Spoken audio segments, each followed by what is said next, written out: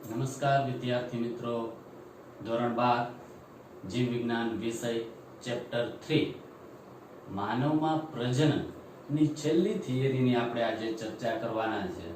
આગળ આપણે ગર્ભ વિકાસ, ગર્ભાવધિ કાળ ની વાત કરી ગયા, ફલન અને ગર્ભસ્થાપન ની વાત કરી ગયા. હવે છેલ્લી થિયરી આપણી પ્રસૃતિ અને દુગ્ધ સ્ત્રાવ.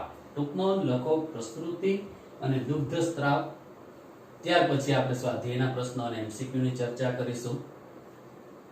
ચાલો તો શરૂઆત કરીએ. પ્રસૃતિ એટલે શું પહેલા તો, ત્યાર પછી દુગ્ધ સ્ત્રાવની વાત કરીએ. ખાસ અગત્યની થિયરી છે, આઈએમપી થિયરી વિદ્યાર્થી મિત્રો. ચાલો શરૂઆત કરીએ. તો મનુષ્યનો ગર્ભાવસ્થાનો સરેરાશ સમયગાળો આશરે તો કે 9 મહિના છે, જે આપણે છેલ્લી થિયરીની અંદર ચર્ચા કરી ગયેલા છે. 1 થી 9 મહિના સુધી કઈ રીતે ગર્ભ વિકાસ થાય છે માનવમાં, એની આપણે ચર્ચા કરી ગયેલા છે વિદ્યાર્થી મિત્રો. એટલે કે મનુષ્યનો ગર્ભાવસ્થા સરેરાશ સમયગાળો આશરે 9 મહિનાનો છે. આપણે એમાં એવી વાત કરેલી કે 1 મહિનો પૂરો થાય 30 દિવસ, એટલે કે 1 મહિનાના અંતમાં માનવ ગર્ભનું હૃદય ધબકતું થઈ જાય અને હૃદયના ધબકારા દ્વારા, સ્ટેટોસ્કોપ દ્વારા એ માપવામાં આવે, એના દ્વારા નક્કી થાય કે ગર્ભ વિકાસ છે કે નહીં. એટલે કે મનુષ્યનો ગર્ભાવસ્થાનો સરેરાશ સમયગાળો આશરે તો કે 9 મહિના છે. અલગ અલગ પ્રાણીઓની અંદર અલગ અલગ સમયગાળો હોય છે, જે વધારે આપણે ચર્ચા છેલ્લા લેક્ચરની અંદર કરેલી. કૂતરાની અંદર, બિલાડીની અંદર, હાથીની અંદર, એ પણ યાદ રાખવાના વિદ્યાર્થી મિત્રો. આપણે સમયગાળા સાથે આપેલું મેં તમને, એ ખાસ નીટ માટે યાદ રાખવાનું છે. એટલે કે માનવની અંદર તો કે 9 મહિના હોય છે, જેને ગર્ભધાન સમય કહે છે. જેને આપણે કહીશું ગર્ભધાન સમય. એટલે કે મનુષ્યનો ગર્ભાવસ્થાનો સરેરાશ સમયગાળો તો કે આશરે 9 મહિના હોય છે, જેને ગર્ભધાન સમય કહે છે. હવે ગર્ભાવસ્થાના અંતે ગર્ભાશયમાં શક્તિશાળી સંકોચન પ્રેરાય છે, જેને કારણે ગર્ભનો બહાર નિકાલ અથવા પ્રસવ થાય છે. એટલે કે ગર્ભાવસ્થાના અંતે ગર્ભાશયની અંદર 9મા મહિને શક્તિશાળી સંકોચન પ્રેરાય છે, જેને કારણે ગર્ભનો બહાર નિકાલ અથવા પ્રસવ થાય છે. અને ગર્ભની પ્રસવની આ ક્રિયાને પ્રસૃતિ કહે છે. એટલે કે ગર્ભાવસ્થાના અંતે ગર્ભાશયની અંદર, એટલે 9મા મહિનાના અંતે ગર્ભાશયમાં શક્તિશાળી સંકોચન પ્રેરાય છે, જેને કારણે ગર્ભનો બહાર નિકાલ થાય, જે પ્રસવ તરીકે ઓળખી શકીએ. એટલે કે ગર્ભની પ્રસવની આ ક્રિયાને પ્રસૃતિ તરીકે ઓળખશું. અહીંયા એમસીક્યુ યાદ રાખવાનો.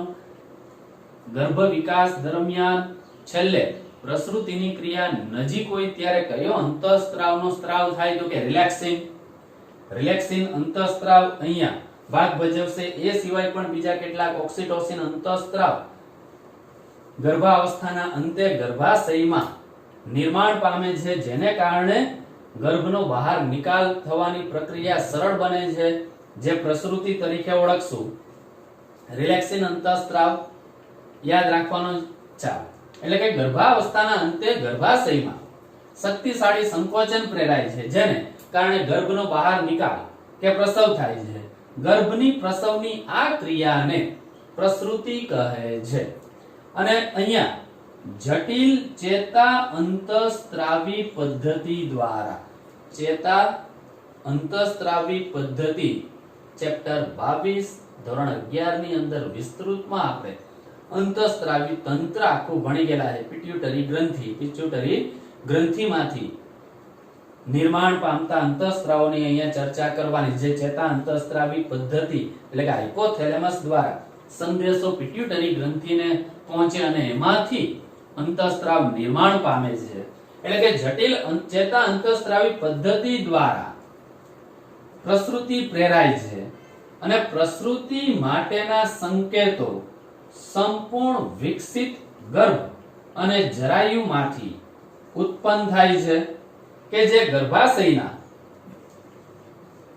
હળવા સંકોચનને પ્રેરે છે. એટલે કે જટિલ ચેતા અંતઃસ્ત્રાવી પદ્ધતિ દ્વારા પ્રસૃતિ આખી પ્રેરાય છે, અને પ્રસૃતિ માટેના સંકેતો સંપૂર્ણ વિકસિત ગર્ભ અને જરાયુમાંથી ઉત્પન્ન થાય છે, કે જે ગર્ભાશયના હળવા સંકોચનને પ્રેરે છે, જેને ગર્ભના નિકાલની પરાવર્તિત ક્રિયા કહે છે. એટલે અહીંયા સુધી પણ આ થિયરી 2 ગુણની અંદર પૂછાઈ શકે કે ગર્ભના નિકાલની પરાવર્તિત ક્રિયા ટૂંકમાં સમજાવો તો અહીંયા સુધી લખવાની વિદ્યાર્થી મિત્રો. કોને કારણે? તો કે જટિલ ચેતા અંતઃસ્ત્રાવો દ્વારા પ્રસૃતિ પ્રેરાય. એટલે વિવિધ પ્રકારના અંતઃસ્ત્રાવો અહીંયા પ્રસૃતિની અંદર મદદ કરશે. જરાયુમાંથી પણ HCG/HPL, રિલેક્સિન અંતઃસ્ત્રાવ, અહીંયા ચેતા અંતઃસ્ત્રાવી પદ્ધતિ દ્વારા હાઇપોથેલેમસ દ્વારા સંદેશો પિટ્યુટરી ગ્રંથિમાં પહોંચે એટલે ઓક્સિટોસિન અંતઃસ્ત્રાવ ભાગ ભજવે. એટલે કે પ્રસૃતિ માટેના સંકેતો સંપૂર્ણ વિકસિત ગર્ભ અને જરાયુમાંથી મળશે, જે ગર્ભાશયના હળવા સંકોચનને પ્રેરે છે. એટલે ગર્ભાશયને ધીમે ધીમે સંકોચન તરફ પ્રેરે, જેને ગર્ભના નિકાલની પરાવર્તિત ક્રિયા કહે છે. એટલે ગર્ભાશયની અંદર ધીમે ધીમે આખું સંકોચન થવાની પ્રક્રિયા થશે. એ અંતઃસ્ત્રાવો દ્વારા થાય છે, ચેતા અંતઃસ્ત્રાવી દ્વારા. અંતઃસ્ત્રાવો મગજમાં સંદેશા પહોંચાડે કે હવે પ્રસવની ક્રિયા નજીક, એટલે ત્યાંથી એ નિર્માણ પામવાની શરૂઆત થઈ જાય. ચેતા અંતઃસ્ત્રાવી દ્વારા ઓક્સિટોસિન અંતઃસ્ત્રાવનો સ્ત્રાવમાં વધારો થાય, જે ગર્ભાશયમાં પહોંચે એટલે ગર્ભાશયને ધીમે ધીમે સંકોચન તરફ આગળ વધારે. એટલે સંકોચનની પ્રક્રિયા જેમ જેમ ઝડપી બને તેમ તેમ પ્રસવની ક્રિયા નજીક આવે. હવે આ પ્રક્રિયા માતાની જો અહીંયા પિટ્યુટરી ગ્રંથિમાંથી ઓક્સિટોસિનનો સ્ત્રાવ પ્રેરે છે. આ ખાસ MCQ નીટ ગુજરાત બોર્ડ બંને માટે યાદ રાખવાનું કે આ પ્રક્રિયામાં માતાની પિટ્યુટરી ગ્રંથિમાંથી ઓક્સિટોસિનનો સ્ત્રાવ પ્રેરે છે. હવે તો ઓક્સિટોસિન આપણે યાદ રાખવું પડે, પિટ્યુટરી માસ્ટર ગ્લેન્ડ તરીકે ઓળખાય. આપણે ધોરણ 11 ની અંદર ભણી ગયેલા છે, જેમાંથી 3 ભાગમાં વિભાજિત થશે પિટ્યુટરી ગ્રંથિ. અગ્ર પિટ્યુટરી, પશ્વ પિટ્યુટરી, મધ્ય પિટ્યુટરી. 6 અંતઃસ્ત્રાવો અગ્ર પિટ્યુટરીમાંથી નિર્માણ પામતા હતા. એક અંતઃસ્ત્રાવ મધ્ય પિટ્યુટરીમાંથી મેલેટોનિન MSH, અને 2 અંતઃસ્ત્રાવો ઓક્સિટોસિન અને વાસોપ્રેસિન જે પશ્વ પિટ્યુટરીમાંથી નિર્માણ પામતા હતા. એટલે પિટ્યુટરી ગ્રંથિમાંથી પશ્વ પિટ્યુટરીના ભાગને ઉત્તેજિત કરે એટલે એમાંથી ઓક્સિટોસિનનો સ્ત્રાવ થાય માતાના શરીરની અંદર પિટ્યુટરીમાંથી. અને ઓક્સિટોસિન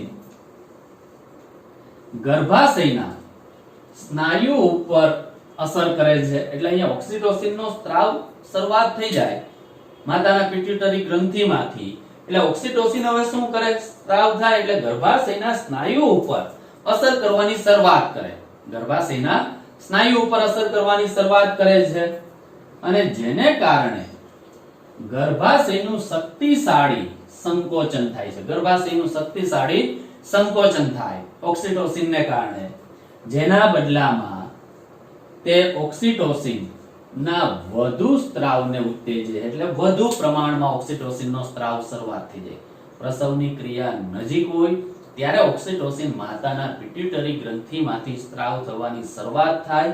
એટલે માતાનું ગર્ભાશય ધીમે ધીમે સંકોચન પ્રેરે, અને જેમ જેમ ગર્ભાશયનું શક્તિશાળી સંકોચન થાય એના બદલામાં ઓક્સિટોસિન વધુ ને વધુ પિટ્યુટરી ગ્રંથિના પશ્વ પિટ્યુટરી ભાગમાંથી નિર્માણ પામવાની શરૂઆત થાય છે.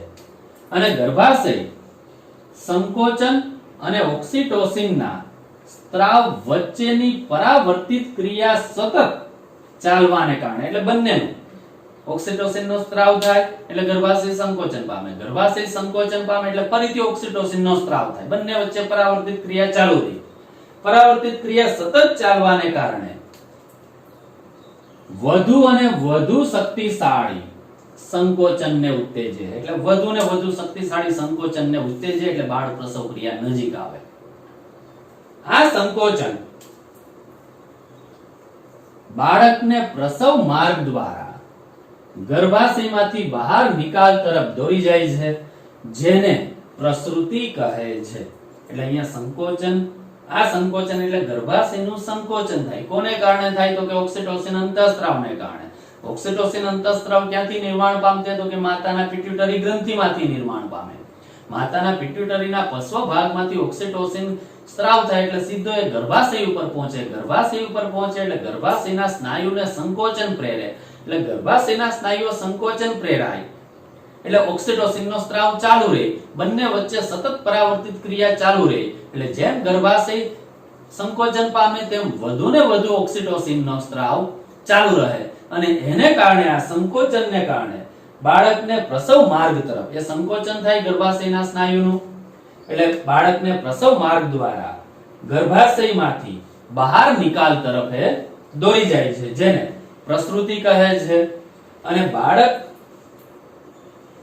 જન્મ બાદ તરત જ જરાયુ પણ ગર્ભાશયમાંથી બહાર આવે છે. ગર્ભના જરાયુ, બાળક જન્મ થાય એટલે પ્રસવ માર્ગ દ્વારા એ બાળક બહાર આવશે, એટલે બાળક જન્મ બાદ તરત જ જરાયુ પણ એની સાથે ગર્ભાશયમાંથી બહાર આવે છે. ક્લિયર વિદ્યાર્થી મિત્રો અહીંયા સુધી?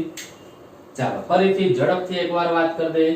અહીંયા સુધી જો પ્રસ્તુતિ પૂછાય તો અહીંયા સુધી આપણે આ થિયરી લખવાની. દુગ્ધ સ્ત્રાવની હવે આપણે વાત કરીએ, પણ ખાલી પ્રસ્તુતિ વર્ણવો તો અહીંયા સુધી જ લખવાનું છે, પણ બંને સાથે આવે તો બંને લખવાનું. દુગ્ધ સ્ત્રાવની હવે આપણે વાત કરીએ.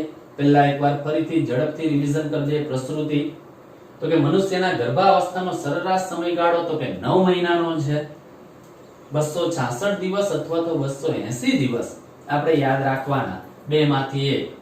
266 દિવસ અથવા 280 દિવસ આશરે 9 મહિનાનો હોય છે, જેને આપણે ગર્ભધાન સમય તરીકે ઓળખી શકીએ. ઋતુચક્રના પહેલા દિવસથી જો આપણે દિવસો ગણીએ તો 280 દિવસ આવીએ, અને ઋતુચક્ર પછી 14મા દિવસથી જો સમયગાળો ગણીએ તો 266 દિવસ આવશે માનવના ગર્ભધાન સમય. 266 અથવા 280.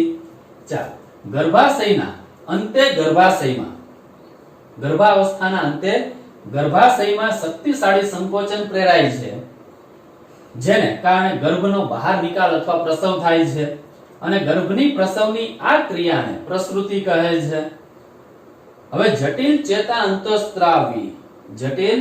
અંતઃસ્ત્રાવી પદ્ધતિ દ્વારા પ્રસૃતિ પ્રેરાય છે. એટલે અહીંયા રિલેક્સિન અંતઃસ્ત્રાવ ભલે આપેલું નથી પણ ભાગ ભજવશે. HCG HPL રિલેક્સિન અંતઃસ્ત્રાવ જે આપણે આગળ ભણી ગયેલા કે માનવની અંદર માત્ર ગર્ભ અવસ્થા દરમિયાન જ નિર્માણ પામતા એ 3 અંતઃસ્ત્રાવો છે, HCG HPL રિલેક્સિન, જેમાંથી રિલેક્સિન અંતઃસ્ત્રાવ અહીંયા માત્ર પ્રસૃતિની ક્રિયા દરમિયાન જ નિર્માણ પામે. હવે પ્રસૃતિ માટેના સંકેતો સંપૂર્ણ વિકસિત ગર્ભ અને જરાયુમાંથી ઉત્પન્ન થાય છે, કે જે ગર્ભાશયના હળવા સંકોચનને પ્રેરે છે, જેને ગર્ભના નિકાલની પરાવર્તિત ક્રિયા કહે છે. હવે આ પ્રક્રિયા માતાની પિટ્યુટરી ગ્રંથિમાંથી ઓક્સિટોસિનનો સ્ત્રાવ પ્રેરે છે, અને ઓક્સિટોસિન ગર્ભાશયના સ્નાયુ ઉપર અસર કરે છે, જેને કારણે ગર્ભાશયનું શક્તિશાળી સંકોચન થાય છે, જેના બદલામાં તે ઓક્સિટોસિનના વધુ સ્ત્રાવને ઉત્તેજે છે. કોનો સ્ત્રાવ વધારે છે? તો કે ઓક્સિટોસિન. આ યાદ રાખવાનું વિદ્યાર્થી મિત્રો, ઓક્સિટોસિન. અને ગર્ભાશયનું સંકોચન અને ઓક્સિટોસિનના સ્ત્રાવ વચ્ચેની પરાવર્તિત ક્રિયા સતત ચાલુ રહી, જેને કારણે વધુ ને વધુ શક્તિશાળી સંકોચન પ્રેરાય અને વધુ ને વધુ ઓક્સિટોસિનનો સ્ત્રાવ પણ ચાલુ રહેશે. એટલે ઓક્સિટોસિન અંતઃસ્ત્રાવ તો મગજમાંથી હાઇપોથેલેમસમાંથી સંદેશાઓ સીધા પિટ્યુટરી ગ્રંથિમાં પશ્ચ ભાગમાં મળશે, એટલે ઓક્સિટોસિનનો સ્ત્રાવ પણ ચાલુ રહે, એની સાથે સાથે ગર્ભાશયનું સંકોચન પણ ઝડપી બને, એટલે પ્રસવ ક્રિયા નજીક આવે. અને આ સંકોચન બાળકને પ્રસવ માર્ગ દ્વારા ગર્ભાશયમાંથી બહાર નિકાલ તરફ દોરી જાય છે, જેને આપણે કહેશું પ્રસૃતિ. અને બાળ જન્મ બાદ તરત જ જરાયુ પણ ગર્ભાશયમાંથી બહાર આવી જાય છે. ક્લિયર વિદ્યાર્થી મિત્રો? ચાલો ઝડપથી એક સ્ક્રીનશોટ લઈ લેજો. ચાલો વિદ્યાર્થી મિત્રો, હવે આપણે આગળ વધીએ. દુગ્ધ સ્ત્રાવની વાત કરીએ, પ્રસૃતિની વાત કરી ગયા. ચાલો, દુગ્ધ સ્ત્રાવ તો કે માદા એટલે કે સ્ત્રીની સ્તન ગ્રંથિઓ ગર્ભાવસ્થા દરમિયાન જ વિભેદીકરણ પામે છે. એટલે કે માદા સ્ત્રીની સ્તન ગ્રંથિઓ ગર્ભાવસ્થા દરમિયાન જ વિભેદીકરણ પામે, વિભેદન પામે, અને ગર્ભાવસ્થાના અંત તરફ જતા દુગ્ધ સ્ત્રાવ કહેવાતી પ્રક્રિયા દ્વારા દૂધ ઉત્પાદન શરૂ કરે છે. દૂધ ઉત્પાદન માટે પણ જવાબદાર અંતઃસ્ત્રાવ તો યાદ રાખવાનો પ્રોલેક્ટિન, પીએચ. પ્રોલેક્ટિન અંતઃસ્ત્રાવ, પીએચ અંતઃસ્ત્રાવ જવાબદાર હોય, પ્રોલેક્ટિન હોર્મોન્સ.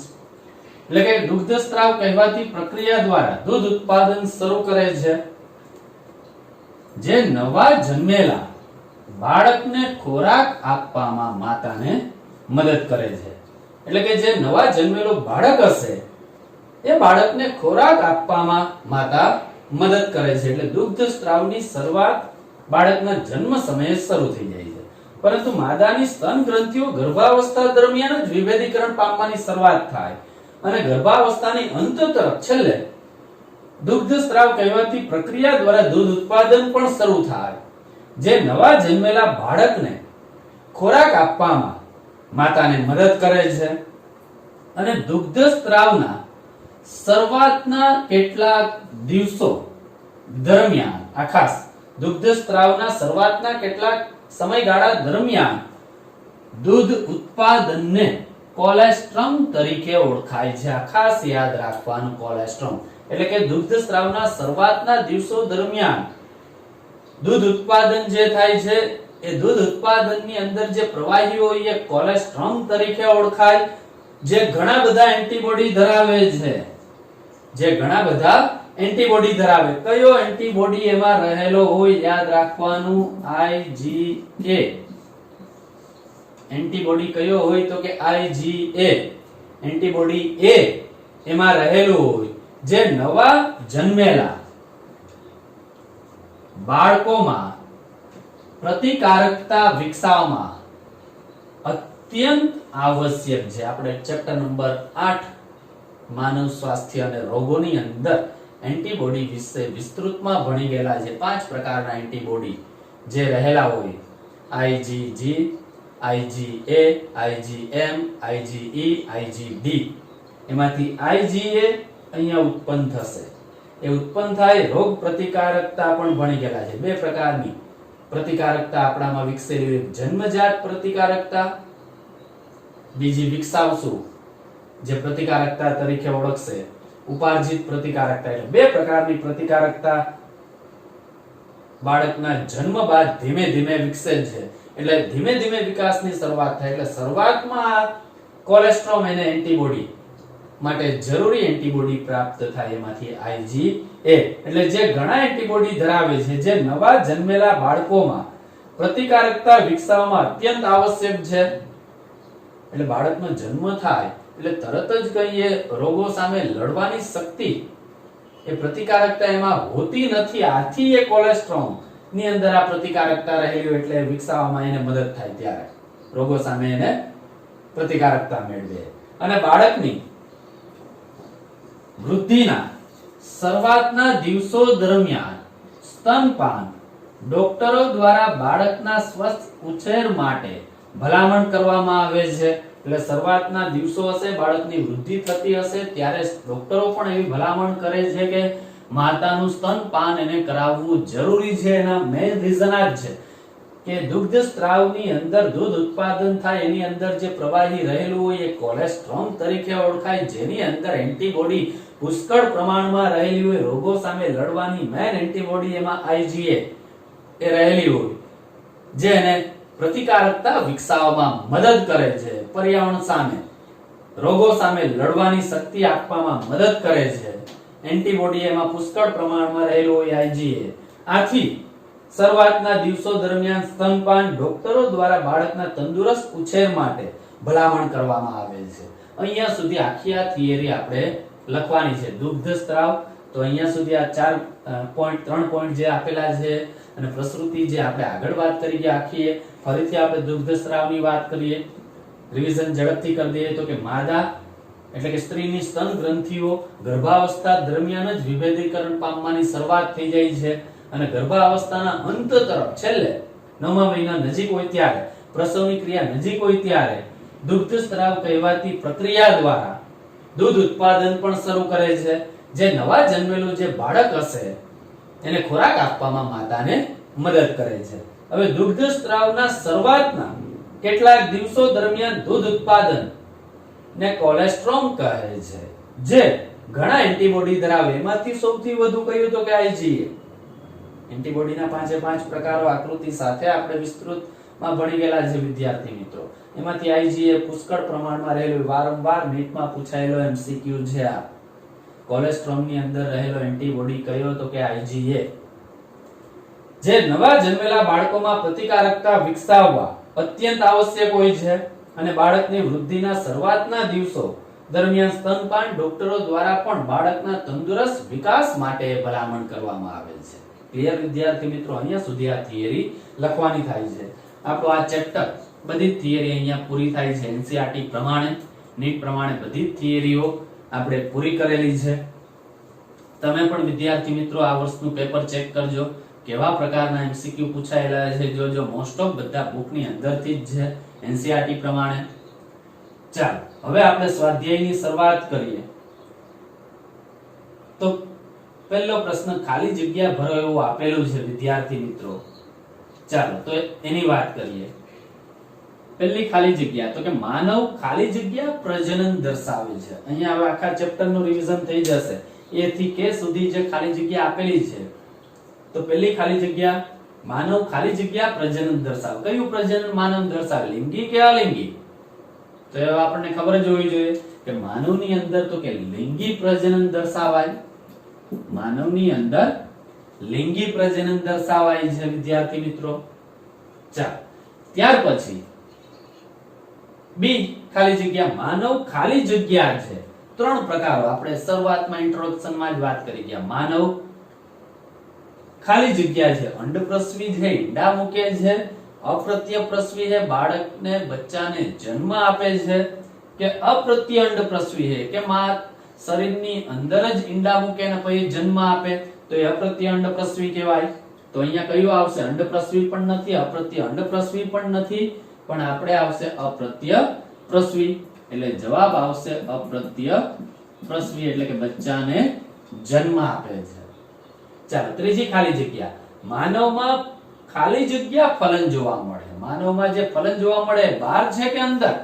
2 પ્રકાર આપણે પહેલા ચેપ્ટરની અંદર ભણેલા, બાહ્ય ફલન અને અંતઃફલન. એના ફાયદા ગેરફાયદાની પણ વાત કરેલી. તો અહીંયા માનવની અંદર જે ફલન જોવા મળે એ બહાર છે, બાહ્ય છે કે અંતઃ? તો આપણને ખબર જ છે માતાના શરીરની અંદર 9 મહિનાનો સમયગાળો છે, એનો શરીરની અંદર ફલન થાય એટલે અંતઃફલન જોવા મળશે. એટલે જવાબ આવશે અંતઃફલન જોવા મળે. ચાલો ત્યાર પછી ચોથી ખાલી જગ્યા ડી, નર અને માદા જનન કોષો ખાલી જગ્યા હોય છે. આ પણ યાદ રાખવાનું છે આપણે. નર અને માદા જનન કોષો કેવો હોય? 2n હોય કે સિંગલ n? દ્વિકીય એટલે 2n અને એકીય એટલે સિંગલ n. તો હવે આપણને ખબર હોવી જ જોઈએ કે નર અને માદા એટલે શુક્રકોષ અને અંડકોષ. જનન કોષો કેવા પ્રકારના હશે? તો કે સિંગલ n પ્રકારના, એટલે એકીય. જવાબ શું આવશે? એકકીય, દ્વિકીય નહીં હોય. ચાલો ત્યાર પછી ઈ ખાલી જગ્યા. ફલિતાંડ એક ખાલી જગ્યા હોય છે. ફલિતાંડ હવે કેવું હોય? ફલિતાંડ કોને કારણે? તો કે નર અને માદા જનન કોષો ભેગા થાય, યુગ્મનજ ફલિતાંડની રચના થશે. તે બંને સિંગલ n ત્યાં જોડાય. અહીંયા નર માંથી n આવશે, માદા માંથી પણ n આવશે. તો આ બંને જોડાય એટલે બનશે 2n. 2n બને એટલે એને આપણે શું કહેશું? દ્વિકીય. એટલે અહીંયા જવાબ શું આવશે? દ્વિકીય. ફલિતાંડ જે હશે એ માનવની અંદર દ્વિકીય હોય 2n, પણ નર અને માદા જનન કોષ માત્ર કેવા હોય? એકકીય જ હશે, સિંગલ n જ હોય. પણ ફલિતાંડ કેવું થાય? 2n થાય, દ્વિકીય. ચાલો ત્યાર પછી સરસ MCQ ખાલી જગ્યા છે. અને MCQ સ્વરૂપ પણ અહીંયા જે NCERT માં સ્વાધ્યાયમાં આપેલું છે આ MCQ પણ બની જાય વિદ્યાર્થી મિત્રો. પરિપક્વ પુટિકા જે હશે એ પુટિકામાંથી અંડકોષ મુક્ત થવાની પ્રક્રિયાને શું કહેવામાં આવે? તો ત્યાં જવાબ યાદ રાખવાનો અંડકોષ પાક. અંડકોષ પાક જવાબ યાદ રાખજો. પરિપક્વ પુટિકામાંથી અંડકોષ મુક્ત થવાની પ્રક્રિયાને તો કે અંડકોષપાત કહે છે. ક્લિયર વિદ્યાર્થી મિત્રો? ચાલો ત્યાર પછીનો સરસ એમસીક્યુ, અંડપાતને પ્રેરતા અંતઃસ્ત્રાવને, અંડપાતને પ્રેરતા અંતઃસ્ત્રાવને ખાલી જગ્યા કહે છે. કયો અંતઃસ્ત્રાવ અંડપાતને પ્રેરે છે? તો કે LH. LH એટલે લ્યુટેનાઇઝિંગ હોર્મોન્સ. LH આ ખાસ યાદ રાખજો, કયો અંતઃસ્ત્રાવ ત્યાં પ્રેરે, અંડપાતને પ્રેરતા અંતઃસ્ત્રાવને ખાલી જગ્યા કહે છે તો કે LH. LH એટલે લ્યુટેનાઇઝિંગ હોર્મોન્સ. ક્લિયર વિદ્યાર્થી મિત્રો? એમસીક્યુ ખાસ યાદ, ખાલી જગ્યા ખાસ યાદ રાખવાની. ચાલો ત્યાર પછી H, નર અને માદા જનનકોષનું જોડાણ થાય. નર એટલે શુક્રકોષ, માદા એટલે અંડકોષ, બંનેનું જોડાણ ને ખાલી જગ્યા કહે છે. તો ત્યાં યાદ રાખવાનું, એને શું કહેશું આપણે વિદ્યાર્થી મિત્રો? તો કે ફલન. નર અને માદા જનનકોષના જોડાણને ફલન કહે છે. ચાલો હવે ખાસ એમસીક્યુ ખાલી જગ્યા અગત્યની છે. ફલન ખાલી જગ્યામાં થાય છે. ફલન કઈ જગ્યાએ થશે? ફલન કઈ જગ્યાએ થશે? તો કે ફલન ઇથમસ અને ત્રુંબિકા. આ ખાસ યાદ રાખવાનું. ફલન કઈ જગ્યાએ થાય? આગળ પણ આપણે ભણી ગયેલા છે થિયરી સાથે. અંડકોષ જનનની પ્રક્રિયા જે હતી એ પહેલાની થિયરી. માદા પ્રજનન તંત્રની અંદર આપણે વાત કરી ગયેલા કે ફલન ખાલી જગ્યામાં થાય તો કે ફલન ઇથમસ અને ત્રુંબિકા માં થશે. ત્યાં જ થાય. અંડવાહિનીની અંદર કયું સ્થાન? ઇથમસ અને ત્રુંબિકામાં. ક્લિયર વિદ્યાર્થી મિત્રો? ચાલો ત્યાર પછી ફલિતાંડના વિભાજન દ્વારા નિર્મિત કે જે ગર્ભાશયમાં સ્થાપિત થાય છે એને આપણે શું કહેશું? ફલિતાંડના વિભાજન દ્વારા નિર્મિત જે હશે એને આપણે મોરુલા અથવા ગર્ભકોષ ખંડ, ગર્ભકોષ્ઠી ખંડ, મોરુલા અથવા ગર્ભકોષ્ઠી ખંડ કે જે ગર્ભાશયમાં સ્થાપિત થાય છે. 2 4 8 16 એટલે 2 થી 16 જે હશે મોરુલા કે જે ગર્ભાશયમાં સ્થાપિત થાય ગર્ભકોષ્ઠી ખંડમાં. ચાલો ત્યાર પછી છેલ્લી ખાલી જગ્યા, ગર્ભ અને ગર્ભાશય વચ્ચેના વેસ્ક્યુલર સંકોચન પેદા કરતી શક્તિશાળી સંકોચન આખું જે છે એ પેદા કરતી રચનાને શું કહેવાય? તો ત્યાં યાદ રાખવાનું જરાયુ. કે જરાયુ છે જે ગર્ભ અને ગર્ભાશય વચ્ચેના વેસ્ક્યુલર સંકોચન પેદા કરતી રચના છે. જરાયુ જે શક્તિશાળી સંકોચન પ્રેરે છે ગર્ભ અને ગર્ભાશય વચ્ચે, એટલે પ્રસવની ક્રિયા સરળ બને. ક્લિયર વિદ્યાર્થી મિત્રો? અહીંયા આપણે A થી K પહેલો પ્રશ્ન સ્વાધ્યાયનો સોલ્વ કરેલો છે. પહેલામાં માનવ માં તો કે લિંગી પ્રજનન દર્શાવે, માનવ તો કે અપ્રત્યપ્રસવી છે, માનવમાં તો કે અંતઃફલન થાય છે, નર અને માદા જનન કોષો તો કે સિંગલ લાઈન એટલે એકકીય જ હોય છે, ફલિતાંડ તો કે દ્વિકીય હશે 2n હોય, પરિપક્વ પુટિકામાંથી અંડકોષ મુક્ત થાય એ પ્રક્રિયાને તો કે અંડકોષપાત કહે છે, અંડપાતને પ્રેરતા અંતઃસ્ત્રાવને તો કે LH કહે છે, લ્યુટેનાઇઝિંગ હોર્મોન્સ કહે છે, નર અને માદા જનનકોષના જોડાણને તો કે ફલન કહે છે. ફલન ખાલી જગ્યામાં થાય તો કે ઇથમસ અને ત્રુંબિકા અંડવાહિની, પણ અંડવાહિનીના કયા ભાગમાં? તો કે ઇથમસ અને ત્રુંબિકાના જોડાણ સ્થાને. ફલિતાંડના વિભાજન દ્વારા નિર્મિત તો કે મોરુલા એટલે ગર્ભકોષ્ઠી ખંડ કે જે ગર્ભાશયમાં સ્થાપિત થાય છે, અને ગર્ભ અને ગર્ભાશય વચ્ચેના વેસ્ક્યુલર સંકોચન પેદા કરતી રચના તો કે જરાયુ તરીકે ઓળખાય છે. ક્લિયર વિદ્યાર્થી મિત્રો? આ ખાલી જગ્યા પણ યાદ રાખવાની છે A થી K સુધી.